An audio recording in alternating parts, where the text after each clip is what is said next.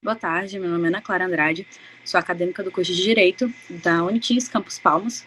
Vou apresentar, junto do meu grupo, o capítulo 3 do livro da Teoria do Ordenamento Jurídico de Norberto Bobbio, denominado A Coerência do Ordenamento Jurídico. O grupo é composto por mim, Ana Clara Andrade, a Ana Sara Gomes, a Rafaela dos Anjos e a Regiane Campos. Por Bobbio, ele diz que o ordenamento jurídico, além de uma unidade, é composto por um sistema, onde ele diz que esse sistema é um conjunto de entes entre os quais existe uma certa ordem, sendo necessário que os entes que as constituem não estejam somente relacionados com o todo, mas também no relacionamento de coerência entre si. E dentro desse conjunto, desse sistema, existem dois sistemas específicos, que se chamam o estático e o dinâmico,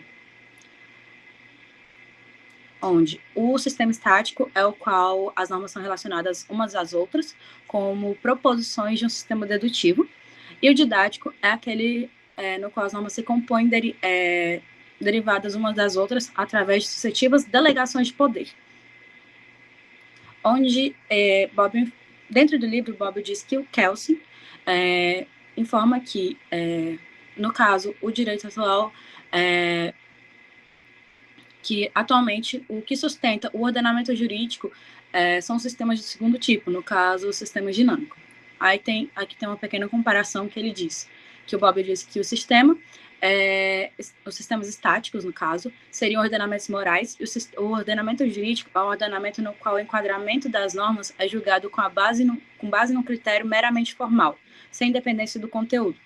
E Kelsen diz que o direito é uma ordem normativa da conduta humana, ou seja, um sistema de normas que regulam o comportamento humano. Dentro do conjunto desse sistema, há 3 significados para ele. O primeiro, no caso, é o mais próximo do significado de sistema, da expressão sistema dedutivo, ou mais exatamente, algo que foi baseado nele. O segundo significado de sistema é encontrado na ciência do direito moderno, onde dentro do próprio livro ele dá um exemplo de um pai falando para o filho fazer uma tarefa, uma atividade, e o filho fica questionando ele, o pai fica informando que ele precisa fazer aquilo para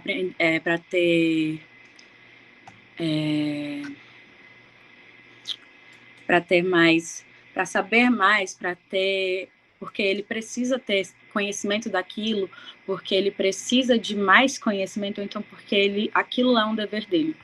E o terceiro é o sistema jurídico, onde ele diz que o ordenamento jurídico que constitui o sistema não pode coexistir nele com normas incompatíveis, onde ele diz também que o sistema jurídico não é um sistema dedutivo, como primeiro sentido. É um sistema num sentido menos incisivo,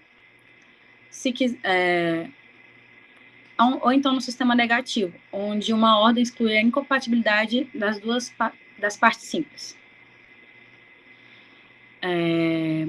Onde, dentro do livro, ele ainda informa o seguinte, que nem todas as normas são produzidas pelas fontes autorizadas, que são produzidas pelas fontes autorizadas seriam normas válidas, mas somente aquelas compatíveis umas com as outras. Pode descobrir, por outro lado, se esse princípio que exclui a incompatibilidade existe e qual é a sua função, que é onde ele diz que uma ordem pode excluir a incompatibilidade entre as outras.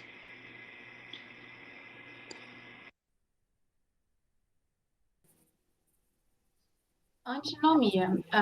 Qual é a definição que o Bobbio dá sobre antinomia? Antinomia ela é a incompatibilidade entre as normas, ou seja, este choque entre as normas ele é chamado de antinomia. É o conflito entre as duas normas, né? Essa incompatibilidade entre elas, que, por exemplo, uma norma ela pode obrigar a fazer alguma coisa e outra norma ela pode proibir a mesma coisa. Eu posso considerar que existe uma antinomia quando as leis elas não se relacionam entre si. Ou seja, elas não têm compatibilidade entre si. Existem duas condições para que exista, que ocorra a antinomia. Ela pode ocorrer no mesmo ordenamento, ou seja, por exemplo, o próprio ordenamento jurídico do Brasil, ele não se comunica com o ordenamento jurídico de outro país. mas as leis entre si, ela tem a compatibilidade, ela ocorre com o mesmo ordenamento, então não existe essa antinomia. E pode ocorrer com o mesmo âmbito de validade. O mesmo âmbito de validade, ele pode ser no âmbito temporal, no âmbito espacial, pessoal e material. Então, falando desses quatro âmbitos de validade, o que ocorre no âmbito temporal? O âmbito temporal, ele é o período de tempo regido pela norma, ou seja, está estabelecido uma data ou um horário que a norma vai entrar em vigor. Por exemplo, se eu falar aqui, é proibido fumar das 5 às 7, ele vai ser compatível com a mesma coisa que falar que é permitido fumar das 7 às 9. Então, eles não são incompatíveis entre si.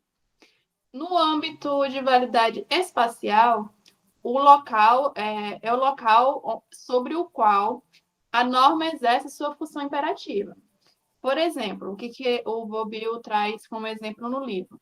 Se eu falar aqui, é proibido fumar na sala de cinema, ele não vai ser incompatível, ele vai ser a mesma coisa que eu falar. É permitido fumar na sala de espera. No âmbito pessoal, todas as pessoas que elas estejam numa mesma situação, elas são abrangidas pela essa norma. Então, se eu disser que é proibido aos menores de 18 anos fumar, ela não vai ser incompatível com é permitido aos adultos fumarem. E no âmbito material, o objeto da ação sobre o qual recai o conteúdo é o objeto da ação sobre o qual recai o conteúdo da conduta. Por exemplo, se eu falar que é proibido fumar charuto, ele não é incompatível, ele seria a mesma coisa do que se eu falar que é permitido fumar charuto. É proibido fumar charuto, ele não anula a permissão de fumar charuto.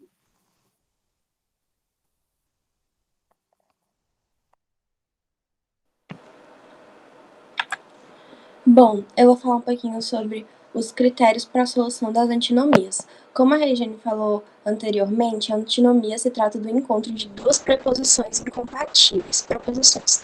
Para resolver o problema, uma das normas deve ser eliminada, ou então até mesmo as duas. A partir desse ponto de vista, surge o maior problema das antinomias, que é a dúvida de qual das antinomias qual das normas vai ser eliminada. E por isso existem 3 critérios para a resolução das antinomias. É importante a gente lembrar que esses critérios nem sempre podem resolver todos os casos. Bom, o primeiro critério que eu coloquei aqui é o cronológico, que ele serve para quando duas normas incompatíveis são sucessivas. O critério de especialidade, que serve no choque de uma norma geral com uma norma especial, e o critério hierárquico, que serve quando duas normas incompatíveis estão em nível diverso. Um exemplo do critério hierárquico é a Constituição, que quando uma norma é inconstitucional, ela acaba se tornando uma antinomia e ela é eliminada, porque não pode existir uma norma inconstitucional. Diante disso, ainda assim existe a insuficiência dos critérios, que é quando esses critérios não ajudam no caso das antinomias, né?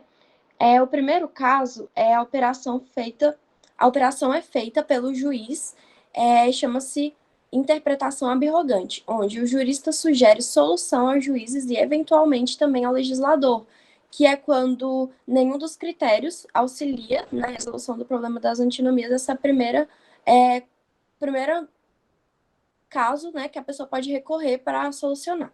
O segundo é que o caso consiste na eliminação de ambas as normas em conflito.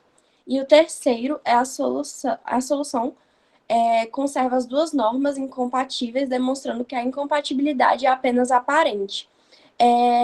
Eles usam isso, eles falam, por exemplo, né, que pode ser um erro de interpretação da norma para manter as duas. E, de acordo com Bobbio, esse é um dos caminhos mais usados pelos intérpretes.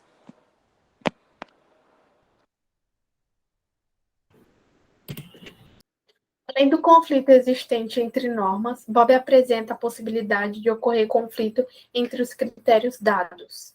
Isso acontece quando, no conflito de normas, a solução pode partir da aplicação não apenas de um critério, mas de 2 ou 3 concomitantemente. O problema surge quando, na aplicação de um, resulte em soluções diversas da dada pela aplicação de um outro critério. Ocorre, então, uma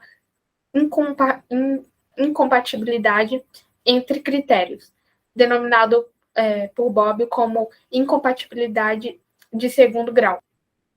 Bob examina as 3 hipóteses em que podem ocorrer a antinomia de segundo grau. Vamos verificar como podemos resolver esse conflito existente entre critérios de solução de antinomia, começando pelo critério hierárquico, que tem maior poder. A lei hierarquicamente superior prevalece sobre a lei hierarquicamente inferior. Podemos verificar no slide que a Lei A é uma lei anterior, porque é de 2012. É uma lei geral e é uma norma constitucional. Sendo assim, ela terá preferência sobre a Lei B, que, apesar de ser uma lei posterior e especial, ela é ordinária. E a lei constitucional, ela tem preferência sobre a lei ordinária. Sendo assim, empregaremos, nesse caso, o critério hierárquico. Dessa forma, podemos dizer que, se houver um conflito entre o critério hierárquico e o critério cronológico, prevalecerá o critério hierárquico. E se houver um conflito entre o critério hierárquico e o da especialidade, prevalecerá também o critério hierárquico. A segunda situação que nós temos é quando ocorre um conflito entre o critério cronológico e o da especialidade. Verificamos no exemplo que a Lei A é uma lei de 2012, ou seja, anterior, porque a Lei B é de 2015 e é posterior. A Lei A é uma lei especial e a Lei B ela é uma lei geral. Se nós formos resolver o conflito existente entre a Lei A e a Lei B pelo critério cronológico, terá preferência a Lei B, que é uma lei de 2015. Mas se formos resolver pelo critério da especialidade, terá preferência a Lei A. E nesse caso, como resolvemos essa situação? Não temos uma regra específica para o conflito entre o critério cronológico e o da especialidade. Quando ocorrer essa situação, o juiz decidirá, no caso concreto, qual critério ele irá utilizar. Por fim, concluímos que, quando houver antinomia entre os critérios, podemos resolvê-los da seguinte forma: o critério hierárquico conflitando com o critério da especialidade, prevalecerá o critério hierárquico. O critério hierárquico conflitando com o critério cronológico, prevalecerá o critério hierárquico. O critério cronológico conflitando com o critério da especialidade, o juiz ele decidirá no caso concreto. Dessa forma, concluímos a nossa apresentação.